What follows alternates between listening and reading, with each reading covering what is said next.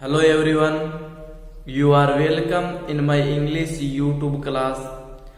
Now I am going to teach you some common errors regarding with the pronoun. Pronoun से संबंधित सामान्य errors कौन सी होती है?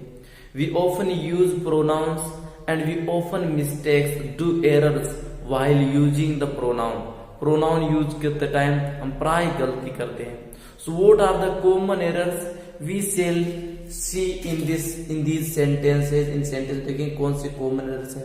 So watch it full. इसको पूरा देखिए so that you can understand, ताकि समझ सको. Okay. First sentence, all the dresses looked good, so I bought all of it. देखो ध्यान से, all the dresses सभी ड्रेसेस, all the dresses सभी ड्रेसेस looked good अच्छी दिखाई दी, सभी ड्रेसें अच्छी दिखाई दी. So I bought it इसलिए मैंने खरीदा, all of it इस सभी को. यहां देखो all of it गलत है, all of it ये it गलत है, all of them होगा कि उन सभी को मैंने खरीदा. देखो ऑफ के बाद यदि नाउन यूज हो तो प्राय प्लूरल फॉर्म में यूज होती है. One of them, all of them, तो ऑफ के बाद प्लूरल फॉर्म होगी. दूसरा ये इट यूज हुआ है वो ड्रेसेज के लिए यूज हुआ है, और ड्रेसेज का प्रोनाउन प्लूरल होगा, इट नहीं होगा, देम होगा. सभी ड्रेसें अच्छी दिखाई दी इसलिए मैंने उन सभी को खरीद लिया. तो कहने का मतलब है यदि प्रोनाउन प्लूरल फॉर्म में हो तो उसका प्रोनाउन, उसका पर्सनल प्रोनाउन, नाउन यदि प्लूरल फॉर्म हो तो उनका पर्सनल प्रोनाउन दे, दियर, देम होगा. तो यहाँ पर देम लिखेंगे. ओके, पहली चीज तो ऑफ के बाद नाउन या प्रोनाउन हमेशा प्लूरल होता है. ठीक है, नाउन हो चाहे प्रोनाउन प्लूरल फॉर्म होगा. जैसे वन ऑफ देम उनमें से एक, वन ऑफ द ड्रेसेस ड्रेसों में से एक. ओके, तो ऑफ के बाद प्लूरल फॉर्म होती है. सेकेंड, यहाँ इट तो वैसे ही यूज नहीं होगा कि इट आता है, इट यूज हुआ है ड्रेसों के लिए और ड्रेस प्लूरल है तो उसका प्रोनाउन देम होगा. Okay, next sentence, those people who do not work, वो लोग जो कार्य नहीं करते हैं, who do not work hard, जो वर्क हार्ड नहीं करते हैं, जो मेहनत नहीं करते हैं, वो लोग जो मेहनत नहीं करते हैं. यहां देखो कोमा है, वो लोग जो मेहनत नहीं करते हैं, they do not succeed in life, way succeed नहीं होते जीवन में. यहां देखो दे यूज गलत है, दे अनावश्यक है, दे की यूज की जरूरत ही नहीं. देखो वो लोग जो हार्ड वर्क नहीं करते हैं, do not succeed in life, जीवन में सफल नहीं होते. इस दे की जरूरत नहीं, क्योंकि करता तो वही है, करता तो दोज पीपल ही है, क्योंकि इनका रिलेटिव प्रोनाउन आ गया, इसके लिए रिलेटिव प्रोनाउन आ गया. अब ये सेंटेंस इसका सब्जेक्ट तो यही है, तो इसके लिए दे लगाने की जरूरत नहीं है. यदि सेंटेंस फुल स्टॉप अलग होता, यदि सेंटेंस फुल स्टॉप के बाद आता तो दोबारा इनका सब्जेक्ट दे हो जाता, लेकिन वो सेंटेंस तो एक ही है, सेंटेंस ये एक. देखो those people who do not work, comma, वो व्यक्ति जो वर्क नहीं करते हैं, हार्ड वर्क या वर्क हार्ड नहीं करते हैं, मेहनत नहीं करते हैं, वो व्यक्ति, वो लोग जो मेहनत नहीं करते हैं, do not succeed in life, जीवन में सफल नहीं होते. इन दोनों क्रियाओं का सब्जेक्ट दोज पीपल है. तो एक ही सेंटेंस में दो सब्जेक्ट आए तो एक ही लगाओ, दो सब्जेक्ट्स अलग अलग लगाने की जरूरत नहीं है. ओके, तो यहां पे गलत है. आगे देखो, ही बेथ्ड हिमसेल्फ इन ए रिवर. अगला सेंटेंस है ही बेथ्ड, उसने स्नान किया. देखो बेद और बात दो होता है, हर सेंटेंस में ग्रामर होती है, व्याकरण होती है, आप उसको ध्यान से पढ़िए. ही बेथ्ड, उसने स्नान किया. बेथ्ड दो होता है, एक तो बात होता है, ये नाउन है जिसका मतलब है स्नान, सिर्फ स्नान. दे ही टुक बाथ, उसने स्नान किया. ही हैड बाथ, उसने स्नान किया. तो बाथ नाउन है, सही है. दूसरा बात की वर्ब होती है बेद, ये बेद है, इसका मतलब होता है स्नान करना. तो ये वर्ब देखो, ही बेद, उसने स्नान किया. हिमसेल्फ इन ए रिवर, यहां पर हिमसेल्फ लगाने की जरूरत नहीं, स्नान किया हिमसेल्फ खुद. गलत है ये, हिमसेल्फ की यहाँ जरूरत नहीं है। तो देखो ही बेस्ड इन ए रिवर, सीधा आएगा उसने स्नान किया। ये जो रिफ्लेक्सिव प्रोनाउन है वो यहाँ जरूरत नहीं है, ठीक है। कल सेंटेंस बताया था मैंने, ही पॉइजन्ड हिमसेल्फ है, उसने खुद को पॉइजन किया, वहां पर हिमसेल्फ सही था, लेकिन बेद के बाद हिमसेल्फ यूज होना जरूरी है, रिफ्लेक्सिव प्रोनाउन का यूज सही नहीं है। अगला सेंटेंस देखो, she could no bear, she could not bear, she could not bear his separation, she could not bear his separation, वह सहन नहीं कर सकी। He she could not bear, वह सहन नहीं कर सकी। हिज सेपरेशन, अपना अलगाव। देखो ध्यान से, ये जो हिज है वो किसके लिए यूज हुआ है, सी के लिए, और सी को यहाँ पर जिस केस में लिखे तो हिज नहीं लिखेंगे बल्कि हर लिखेंगे, ऐसे लिखा जाएगा she could not beer her separation, वह अपने सेपरेशन को सहन नहीं कर सकी, अपने अलगाव को सहन नहीं कर सकी। सेपरेशन में से अलगाव, she could not beer her separation, वह अपने अलगाव को सहन नहीं कर सकी। अगला सेंटेंस देखो 5, if you want this job you need his favour. देखो ध्यान से, इफ यू वॉन्ट, यदि तुम चाहते हो, दिस जॉब, यह जॉब, यदि तुम यह जॉब चाहते हो तो यू नीड, तुम्हें आवश्यकता है, हिज फेवर, उसकी फेवर की। देखो ध्यान से, यदि तुम यह जॉब चाहते हो तो तुम्हें उसके फेवर की आवश्यकता है, फेवर में से पक्ष।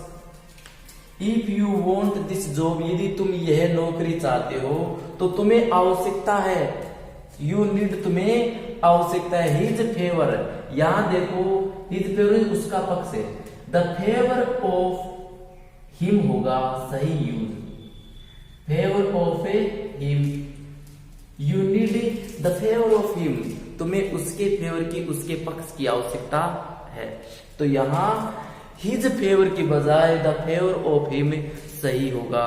अगला सेंटेंस, बोथ ऑफ देम, वो दोनों, बोथ ऑफ देम में से वो दोनों, ऑल ऑफ देम में से वो सभी, ठीक है, बोथ दो के लिए यूज होता है। बोथ ऑफ देम, वो दोनों, विल नॉट रिफ्यूट, रिफ्यूट नहीं करेंगे, रिफ्यूट में से खंडन करना, खंडन नहीं करेंगे, चार्जेज, आरोपों का, वे दोनों ही आरोपों का खंडन नहीं करेंगे। सेंटेंस सही है, but we may use both of them will not, इसकी जगह नाइदर ऑफ देम ज्यादा बेटर रहता है, neither of a them,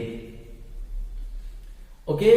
neither of them will refute charges, neither of them में से दोनों नहीं, और नन ऑफ देम में से कोई नहीं। नाइदर दो के लिए यूज होता है, दो नहीं हो तो नाइदर लिख दो, ठीक है। बोथ रहा, ये नोट आ रहा है, इसका मतलब दोनों नहीं है, तो इसकी जगह आप नाइदर यूज करो, ये ज्यादा बढ़िया रहेगा। बहुत आ रहा है और ये नोट आ रहा है, इसका मतलब दोनों नहीं, और दोनों नहीं तो उसके लिए नाइदर यूज करो, okay. Both of them will not refute charges, वो दोनों चार्जेस को रिफ्यूट नहीं करेंगे, उसकी जगह neither of them will refute charges है, neither of them will refute charges है, दोनों ही नहीं खंडन करेंगे आरोपों का, आरोपों का खंडन दोनों ही नहीं करेंगे, दोनों ही नहीं करेंगे तो नाइदर ऑफ देम यूज करो, okay. Neither of them will, note नहीं आएगा बाद में, विल रिफ्यूट चार्जेज है, नाइदर ऑफ देम में से दोनों ही नहीं रिफ्यूट करेंगे, खंडन करेंगे चार्जों का, आरोपों का। यहां देखो नाइदर आ गया तो नोट आएगा नहीं, नाइदर दो के लिए यूज होता है, दो नहीं है तो इसका मतलब नाइदर यूज करना है, बहुत नोट है, सही नहीं रहता है, ठीक है। आगे देखो, she is a kind woman whom everybody knows is benign and magnanimous, magnanimous। देखो ध्यान से, she is a kind woman, वह एक दयालु महिला है, she is a kind woman, वह एक दयालु महिला है। she is the kind woman भी हो सकता है क्योंकि इसके आगे विशेषता बताया जाता है, she is the kind woman, वह दयालु महिला है।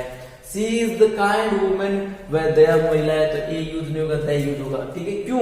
क्योंकि आगे इसके लिए क्लोज यूज हो रहा है, वुमेन की विशेषता बताई जा रही है हुम से, तो इनसे पहले द यूज होगा, ठीक है।